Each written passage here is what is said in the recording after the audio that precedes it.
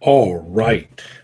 My hair is now in its proper condition as the back end of a boar hog with the proper immigrant look. You can spot us a mile away. Here in Sweden, it's always, the buzz and the beard. So, what do you see? Light. Light is upon us. And it is true that the sun is higher in the sky for longer from the deep Arctic night. However, it's a little misleading because the weather in general is very different this week. The sun has been up higher and longer for a few days now, about a week for sure, or more since the first of the year, especially. But it's been a very low, heavy cloud cover and very iron gray and kind of drizzly. So therefore the room was still pretty dark. Well, the weather has shifted and the sky is blue and it is sunny out. And as anyone who comes from a snowy winter location will tell you, that also means it has become bitterly cold with a fine negative 12 or negative 13 Celsius today. Now, actually, speaking as somebody who lived in Chicago for most of the 80s and also for about, 18 years from 1999 to 2017, this really is way different from a Chicago winter. And I had been in Swedish winters before, even before moving here, and noted the extreme difference.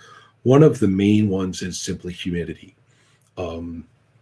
Winter here is dry, very dry. And so chapped lips and fingers and feet and stuff are common as an inconvenience to cope with. But what it's not is slushy. So the kind of slushy filth situation. Your car gets dirty from the snow, but not too terribly in comparison. And you're not tracking mud everywhere, and you're not stepping into vile, little icy lakes of muck. The snow does not melt to reveal layers of detritus through the next few months, as I remember all too well. So the experience is rather different. Your clothes are not soaked; they're cold, but you're not. You don't have the mud and the drench edging all of your garments. So the convenience factor, the experiential factor, is really different. There's some differences in society. For example, snow tires are mandated for specific months. And in fact, that's a fairly recent change in terms of the severity of the law. Previously, it was recommended, but I mean, it was made very simple through the customs of the society, so that you could just drive up to a station and have them, with your snow tires in the back, and the guys will just, pop them on. So sort of almost a roadside thing to just do conveniently every, twice a year. But now, as of I think just last year, it's actually been turned into a genuine, citation offense not to change your tires. And in the driving class that I took, it actually taught us the technology in question, showing you the difference in what the treads are and how it works actually on the ice and snow. So anyway, that's a difference. Everybody is driving on the proper tires for the period of the year. And that's just how it is. Now, it seems like a little thing, but it is of a piece with many other aspects of driving and driving training here. I had some rather frustrating and unexpected needs to drive. I really wanted to stay off the roads when the black ice really kicked in, which will, just like anywhere else in the world that has it, it'll kill you. You need to look out for that stuff. It's no joke. And I don't really want to drive, in the risk that there might be some. Our little neighborhood is it's very much a side neighborhood, a little bit of an annex in many ways, a little bit like where I grew up, in fact. And so, therefore, you come off of these really nice roads, and you got to drive on some bumpy, curvy, not quite up to code, at least historically. I mean, they are up to code, but they're not historically as, well designed as the main roads right here. Well, anyway, the point being that given my choices, I would keep driving down to a minimum, at least until I was happier with the surfaces right around where we live. But in the last few days, for various kid-oriented reasons, and one kid having enormous feet, and the boots that served quite nicely until now no longer do, and the weather shifted right over the period with the final holiday of the Christmas season, which is the one about the Three Kings, and so everybody was off work. That's a red day. You don't go to work. The businesses are closed that day, and then that moved straight into the weekend with a little, not much opportunity in between. And then the schools and the school kicked in, and the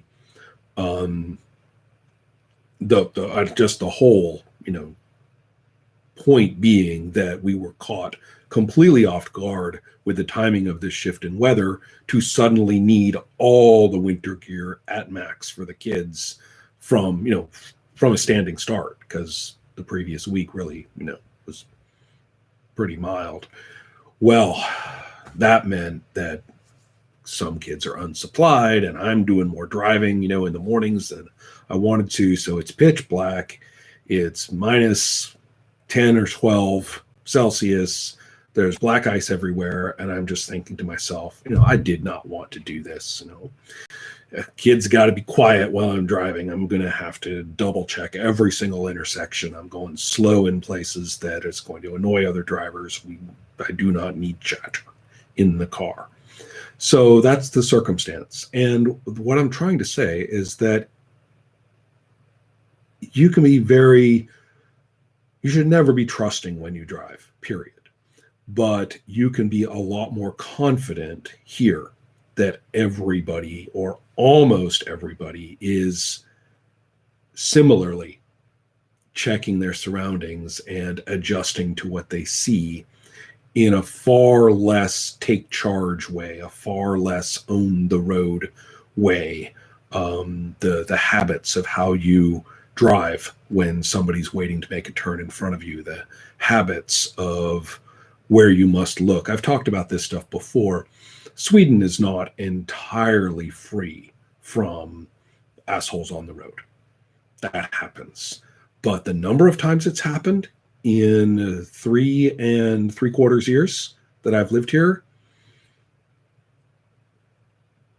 that's too many. I mean, that's more than the times it's happened. And I'm talking about driving all around the country, and I'm talking about driving across the borders to other nations. I'm talking about, routine driving around town, all of it. And the number of, you just cannot believe what a jerk that driver is being. And here, that means something just as ordinary in American terms as simply, cutting in front of you in a lane a little too close without a blinker, which I must tell you, in the States, that's not even considered an inconvenience, or a hazard. That's considered life for that to occur. Now, to be a little bit less cheerful about all this, I look back now at the time that I lived in Evanston from 1999 to 2017, and particularly what I consider to be the deterioration of both the body politic and the collective mindset, beginning with the invasion of Iraq in 2003. And to my mind, this was incredibly distinctive, incredibly obvious, incredibly clear. I could practically track it on a chart. of the degree of stress, rage, anxiety, hostility toward one another. And there's a weird subset to this point as well, which is important, which is that when I talk about coming from a violent society, and I'm speaking here in Europe, sad to say, the collective interpretation is ethnic in the sense that, well, you must be talking about non-white potential for violence toward you. Kind of a cruel thing to say, and I'm not saying everybody I mention violence to here makes that assumption, but I have found all too often with a few more sentences that that's what they are thinking. And I actually have had precisely the opposite experience. During that time that I lived in Evanston, and especially from 2003-ish onward and really, really kicking in, I mean, spiking hard in 2008, 2009, and not coming back down, was the constant danger. The low level, fairly frequent level of abuse and hostility in just terms of interactions, but the genuine physical danger from suburban white people, both in terms of just driving, including, really hostile driving that, basically causing or threatening to cause an accident to make you stop or slow down in your ordinary driving. You're not doing anything interesting, but the person literally, challenges you with an accident so that you'll back down as they see it. The hostile pulling into a blind spot and then revving behind you. The situations like if you stop so the old lady can cross and then you continue to drive and the little guy in the sports car behind you buzzes up right next to you, in the oncoming lane, driving in the oncoming lane next to you and like getting the car close, rolling down his window and demanding that you speak to him. And why'd you stop? Why'd you block me? People screaming, faggot, loser, who do you think you are, and stuff like that, because you park. I've been in a situation where I parked in a parking lot unaware of any issues and suddenly realizing as I'm doing it that this other car is literally speeding across the lane in order to get to that spot. And the person is just furious and raging, and men and women, with the most gratuitous abuse possible. And this was constant. I mean, by the time of 2012 onward, it was like living in this hellhole, really, and it's impossible to get it across just how bad it was to people here. And so when I talk about how much I love driving here, or just dealing with town and coping with things and stuff like that, in driving terms, is I don't know if I can ever get it across, or if what I'm saying could be believed. So what else have we here to mention or to cope with? Well, I did mention the feet. Eric is looking me in the eye. Now, he's always been a tall kid, and the knowledge of the family history is clear, and his height, through his childhood has never really been a surprise to me. It so happens that in American measurements, I'm 5'8". My brothers vary around that by not very much. So Dan is like that much taller, and Alan is that much shorter than me. And our father was the same height. And so we're a real uniform bunch on that side of the family. And when I attended my father's memorial and saw many members of his family for the first time in a very long time, and their, bluntly, ethnic similarity to me and my brothers was so marked, so thorough, that it's almost, it you almost would say that the casting director was too overzealous in trying to establish family uniformity for this memorial event.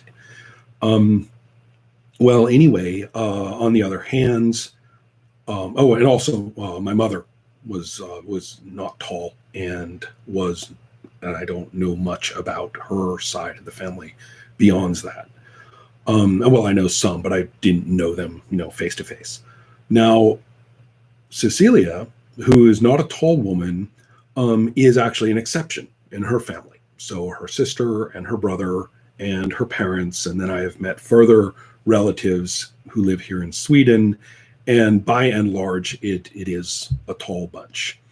And so Sweden, Cecilia is a little bit, misleading if you've just met her individually in terms of what the heights of our kids may be like. Well, in other words, I'm looking at all of Eric's male relatives on her side, and I see I have a tall kid, and I'm like, no surprise. But it's different when it actually physically occurs, because him being tall relative to other kids his age is one thing. When they're 7, it doesn't have, sort of an impact. Whereas now, as of just over a period of 2 or 3 months, he has gone from distinctly shorter than me to, eye to eye height. And in terms of getting boots or things like that, I mean, you are looking, now everything else about him is smaller than me, but then you go except for the feet. And you've got these 13-year-old boats on the ends of his legs. And so I'm kind of looking at that, and it's sort of a new shift in thinking about, my son. So anyways, that's another minor detail of probable interest to few besides myself.